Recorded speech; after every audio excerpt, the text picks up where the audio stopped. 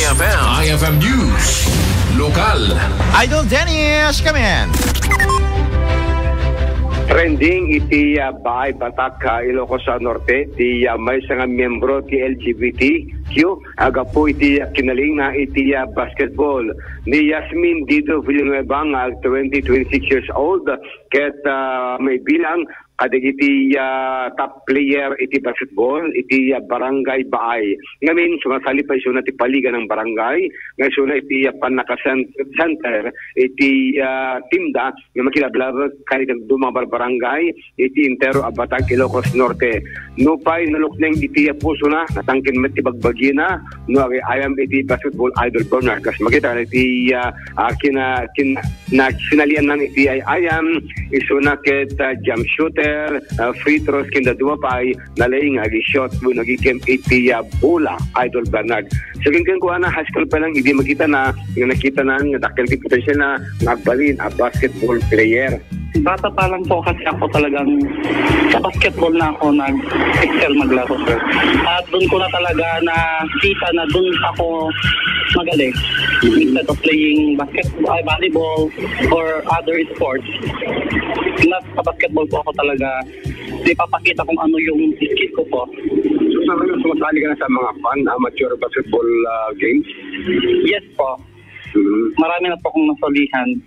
Open league po, mga invitational league. Sinasali na po ako sa team. Kinukuha na po ako. So paano yan? Puro mga lalaki yung mga kasama mo? Hindi ka naman pinabully?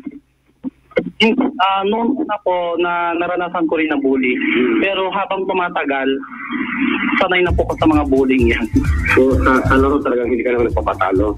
Hindi po ako magpapatalo. Kahit malaki man yan, mas malaki pang katawan kita sa akin. Hindi po ako magpapatalo. Correct! Kasi kaya kong sabayan yan. So actually, basketball naman yung mga ginagawa mo? Kung walang basketball po, well, nasa bahay lang ako. Stay at home, beauty rest, tapos nakikimarites, charge. So sa ngayon, meron kayong mga laban sa batas? Yes po. As of now po, meron po kaming inter-barangay ngayon na liga sa Batak po. At rinirepresenta po namin yung aming barangay. Barangay Baay po. So ano masabi natin kasi ikaw ay patok ngayon sa social media? Well, gusto ko lamang po magpasalamat sa mga taong sumusuporta sa akin, of course, and so may barangay, gusto sa mga suporto ng aking barangay po, nagpapasalamat ako at sa mga patuloy pa rin na sumuport kung ano ako at silanggap ako sa komunidad po. So wala ka namang discrimination sa mga ibang laro? Nung una po, marami po, at yun pag na-import po sa other municipalities or province, hindi po talaga may iwasan. Marami pong magbabash at mag-discriminate sa atin. Kasi nga po, ang alam ng lahat is basketball is for boys only. Pero sa akin po, kaya kong patunayan na hindi lamang po ang mga kalalakihan ang kayang maglaro ng basketball dahil kaya rin namin makipagsabayan. So wala kang pinikayat na kasama mo sa LGBT? Ngayon po, marami pong na-inspired na kapwa LGBT kasi pinakita ko po na kaya namin. Since kaya rin nila, sir, sinusupport ko sila.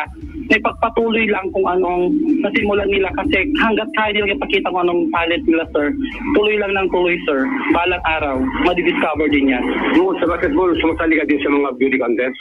Oh, yes, sir. Of course, sumasali rin po ako sa beauty contest, sir. Since part na ako ng LGBT, trans tito, trans tatay, Yes po, sumasali po ako sa pageant.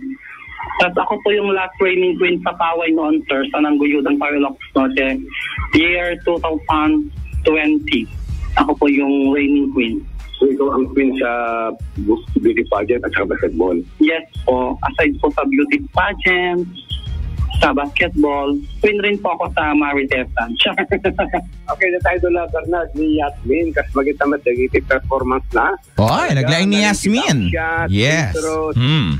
So nga ron, so nga iti agdama ket maragsakan, gabuta na-accepta rin iti komunidad, iti nyaman iti gender, iti may nga tao, ket saan nga late-late, gabuto no kaya na met, ay doon sa tayo. Okay, tamang pa naman iti ilit yung share, ti Batak, Idol, Dennis Alipio, Tatak, RMN.